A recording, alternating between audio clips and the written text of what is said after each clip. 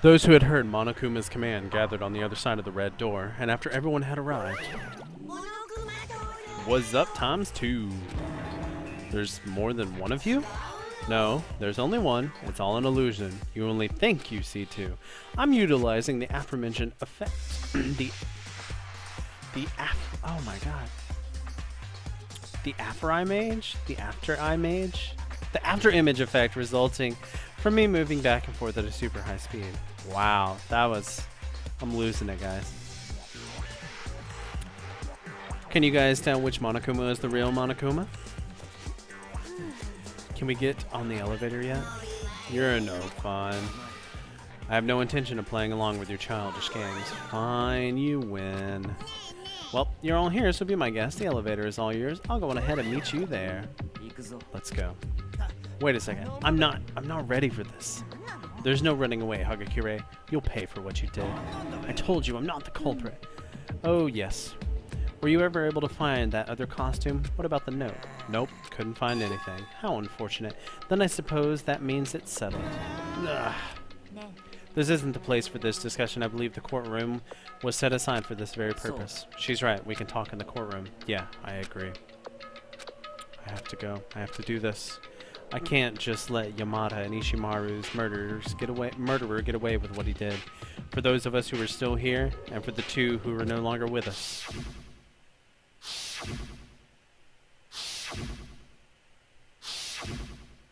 Someone in this room, one of these 8 people, killed 2 of my friends, murdered Yamada and Ishimaru. I took a long deep breath and let it out slowly, then walked towards the elevator. When everyone had gotten on, the elevator door shut automatically and began its descent.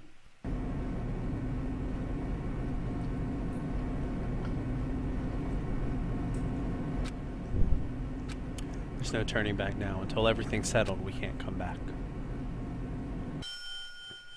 After some time, the elevator came to a halt and opened its doors. The doors have a cruel and unforgiving fate.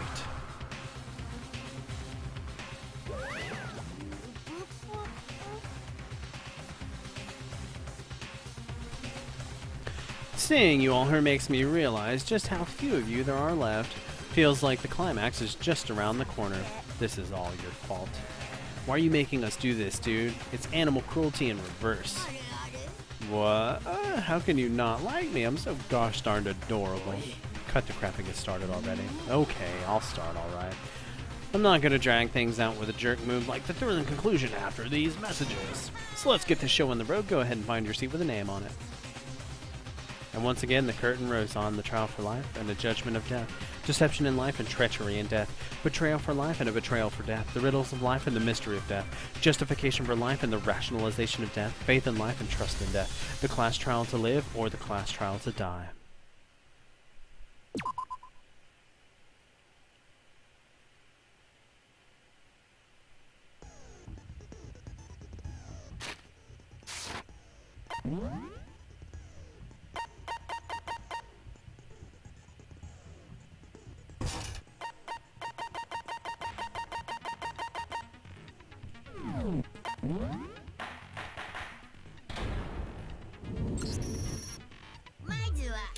Let's start off with a simple explanation. Your guys' devotes determines the trial outcome, finger the true villain, and the only villain, only the villain gets punished, but make the wrong accusation, and everyone else gets punished, leaving your deceiver to graduate free and clear.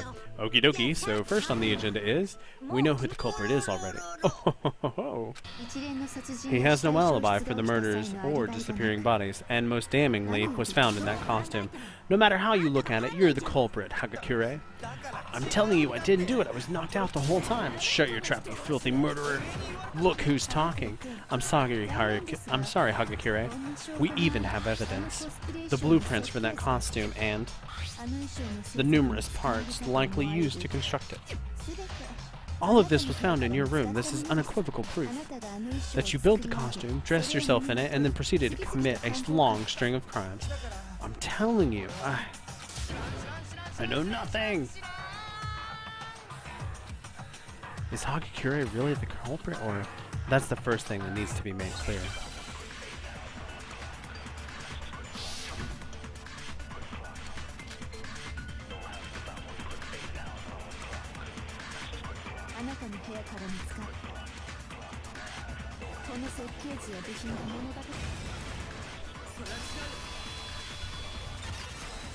That one was easy. Maybe I'll do better this time.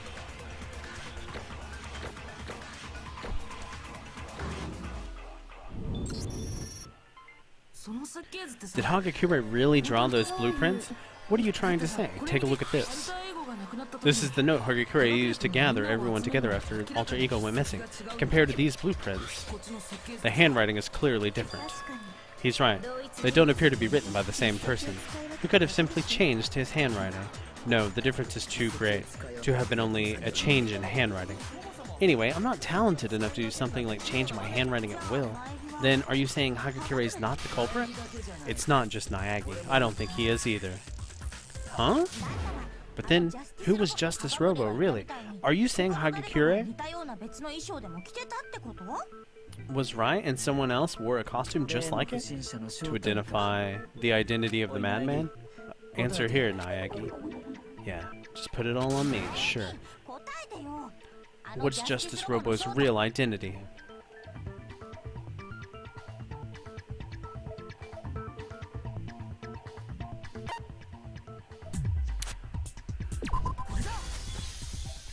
It's the only logical choice. Couldn't have been anyone else. The costume only fit him, and in the end we never really found another costume, so there's no mistake there. Hagakure was the madman. You're not making any sense. Did you really just say Hagakure wasn't the culprit? It makes perfect sense. Hagakure was the madman, but he wasn't the culprit, that's all. Which means... Exactly. The culprit and the madman are not the same person. What? A stroke of genius. Do you really have any evidence that suggests the madman is not the culprit? Of course I do. But first things first. There's something that must be made perfectly clear, so let's talk about that first. Hey, cut the dramatics and spit it out. Everything has an order in which it must be done. So what is the point you must make clear before we proceed? The method by which Ishimaru's corpse was moved. It seems certain things were used when his corpse was moved. Can you tell me what those were?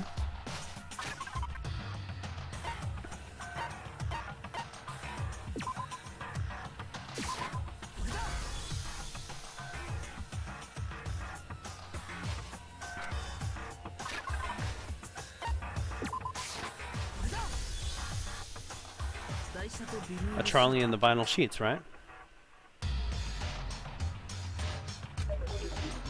Why do you click his tongue at me? Let me explain.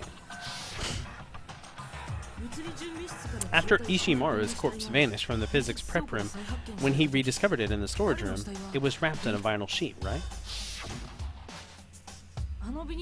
That same vinyl sheet had been in the physics prep room. When the culprit moved Ishimaru's corpse from the prep room in order to not leave a trail of blood behind, he used one of the vinyl sheets in the room. I understand how the vinyl sheet was used, but what about the trolley? Well, you see. When we discovered Ishimaru's body in the physics prep room, there was also a trolley in the room. But when the body disappeared, so did the trolley. And later, when we found Ishimaru's corpse again, this time in the art room, storage room, there was a trolley there too. In other words, you're trying to say the corpse was moved using the trolley? Are you sure you're not misremembering? Huh? Was the trolley actually in the physics prep room when Ishimaru's corpse was discovered there? That trolley is in there to carry sculptures and light from the art room, is it not? For it to have even been in the physics prep room in the first place is unusual. Are you sure you're not mistakenly assumed it had been moved there when it was actually in the storage room the whole time? There you have it, so how will you respond? Don't worry about it. Nobody's expecting anything from you anyway. It's common knowledge that you misunderstand almost everything you come across. I can't say anyone's ever said that about me before, but in order to wipe that mark off my reputation, I gotta provide evidence that the trolley was used to transport Ishimaru's corpse to the art room.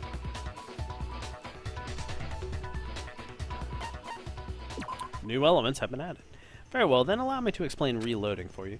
Starting with this machine gun talk battle, things are going to get a little more complicated. Your bullet count is displayed on the bottom part of your screen, below the tempo markers. Until then, you haven't had any limitations set on the number of assertions you could obliterate. However, from this point on, you cannot simply lock on and press the triangle button to obliterate assertions. Now, 1 bullet is required in order to obliterate 1 assertion.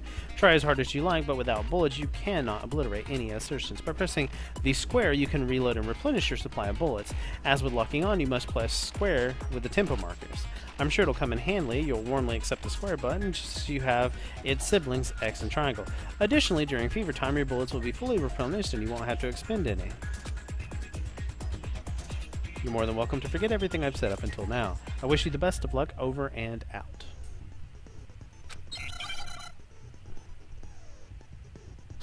Yeah, I'll learn the new elements. Not gonna make that mistake again.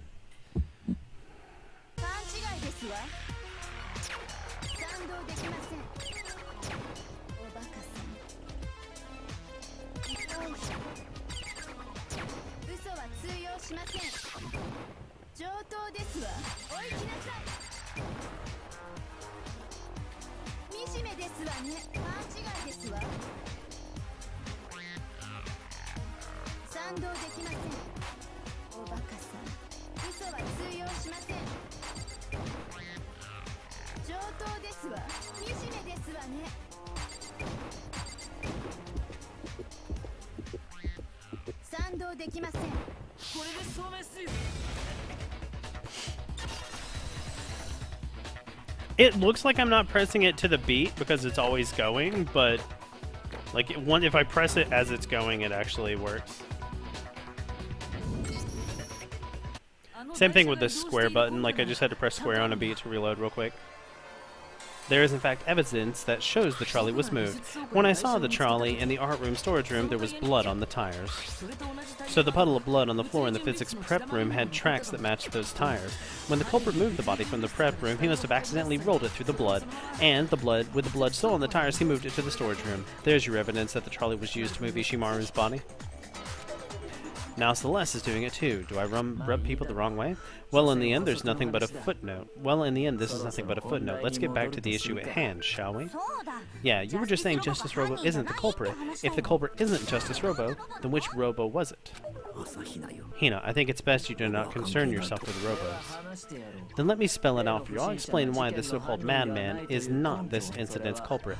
It should be readily apparent if we go back over what just happened when Ishimaru's corpse was moved. Evidence that the madman is not the culprit can be found in what happened when the body was moved. But what does he mean by that?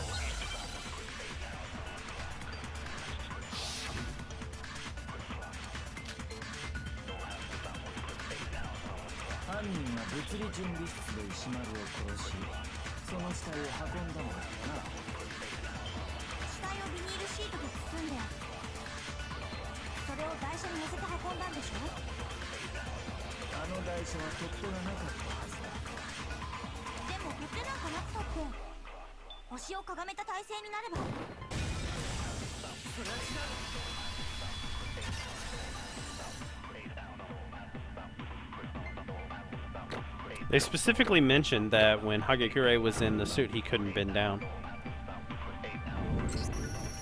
because of the clasp that was on it. When she tried to put it on, she said the back was poorly designed. You're not wrong in saying that by bending down, you could move a trolley without a handle. But could you really put yourself in that position while wearing that costume? What do you mean? Think about it. Back when we were experimenting with the costume. I can't see a thing. I can't even see my feet. I'm surprised you managed to walk around with this on. Like I said, it wasn't me. What's up with this? The back doesn't even bend at all. When wearing that costume, not only could you not see your feet, you couldn't bend your back either. Isn't that right? Now that you mention it, yeah. Being unable to bend one's back, it would be difficult indeed to push a trolley without a handle. In which case, you could kick it, but if you couldn't see your feet, could you really kick the trolley to move it? Nope, I'm thinking not. Hell if I know what you're talking about, though. Plus, I have my doubts you could pull off the even more intricate task of wrapping the corpse in a sheet while wearing that restrictive costume. Couldn't you just take off the costume and move the body? No, it's not possible to remove the costume. he couldn't take it off by himself because it was clasped. It's hard to imagine that you could take off the costume just to move the body. I mean, I can't take it off. Why can't I take it off? Someone give me a hand, would you? I'd rather you refrain from building things you can't take off by yourself. I didn't build this thing. The clasp in the back appears to be what's preventing him from taking it off. It's sealed fairly tightly as well. Alright, fine, I'll give you a hand. Ah yes, the costume could neither be put on nor removed by one's own strength. Could he really not have taken it off by himself? Hagakure wasn't just lying to us, was he? It wasn't a lie. If he couldn't have taken it off by himself, he wouldn't have shown up still wearing it. That's like wearing a sign around your neck saying, I did it. Yeah, exactly, dude. Then it's true that Justice Robo really could have moved that trolley? Which means the person who transported the corpse using the trolley could not have been Hagakure. No? Hold on, wait a minute, please. Have you all forgotten about the photograph I took? You've all seen it, as I recall, the photograph of Yamada being dragged away by the madman. If the madman is not the culprit, then just what is it that I witnessed? Further, we have testimony from Yamada himself, one of the victims. How did you get those wounds? I was felled by him. By him? Justice Robo, I dubbed him as such just moments ago.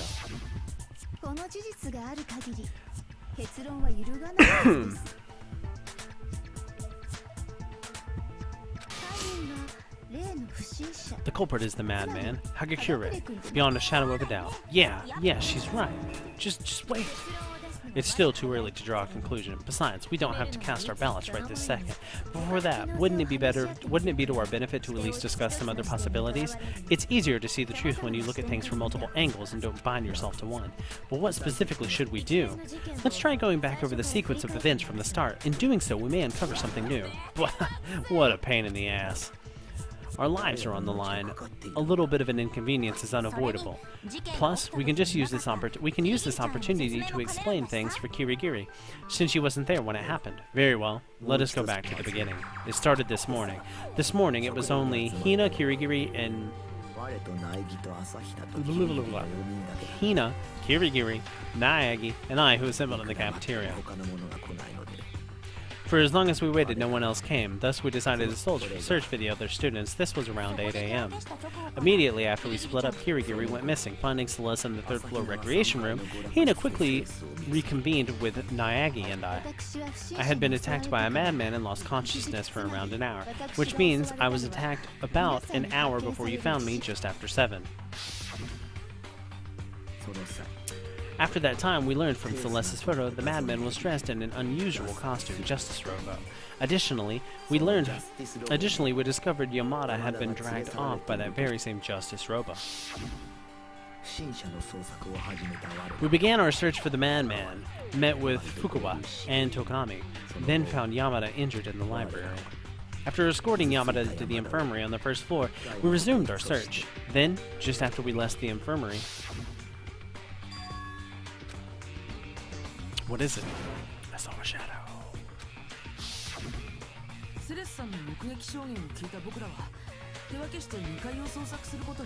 Based on Celeste's sighting, we all went to the second floor and split up to look for the madman. And not long after that, I saw the madman on the third floor and immediately shouted to inform everyone. What happened? I saw him, the costume madman. He ran to the end of the hall to the left. And yet again, just moments after that.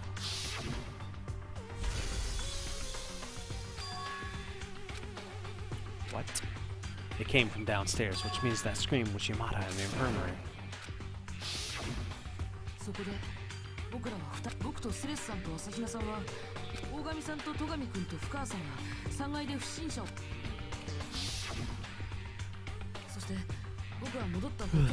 There in the infirmary, we discovered Yamada's dead body, and at that time we heard the corpse discovery announcement.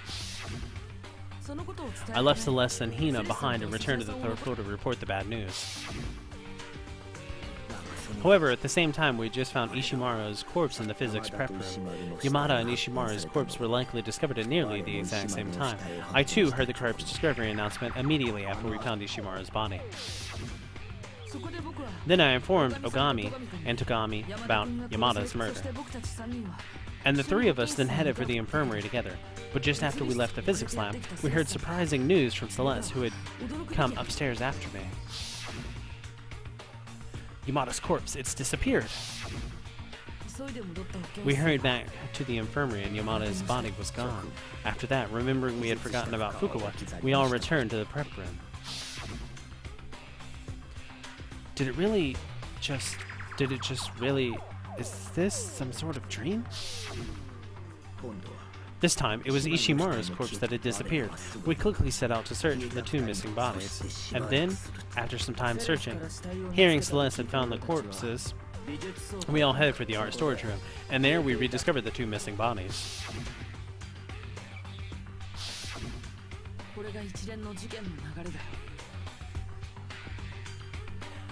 And that's everything that happened. I see. It seems this incident is fairly convoluted. I don't think we could shed much light by examining this as a connected series of events. Then what should we do? Rather than a series of incidents, try thinking of them as individual incidents. From there, you'll be able to see the contradictions in these incidents. Let's begin right away. First, we'll start with Ishimaru. To reach the truth in this case, we must at all costs uncover the contradictions hidden in Ishimaru's murder.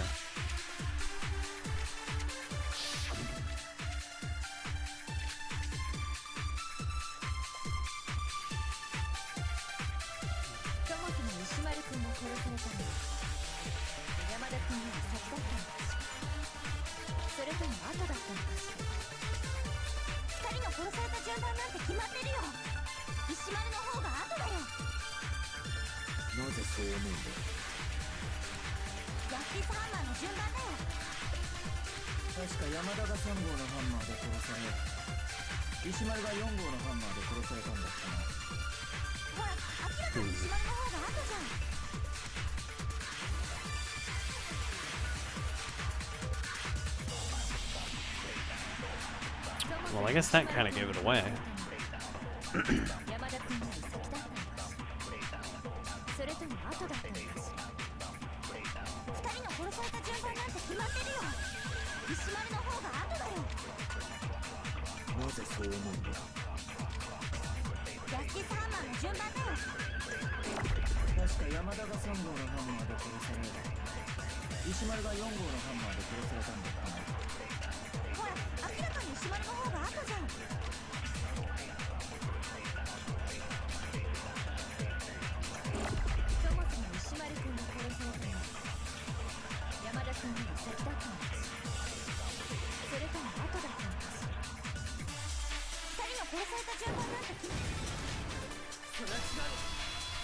We don't really know which order they were killed, because the Justice Hammers, like he said, could have been used in different situations, because Ishimaru's watch was damaged.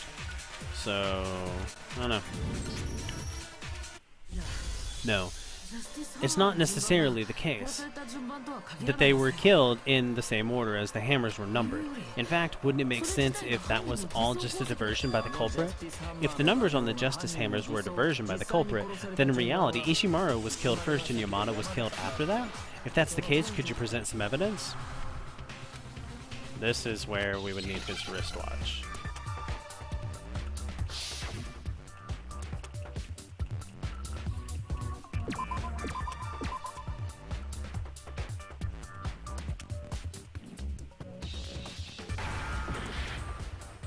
Oh, I need the A first.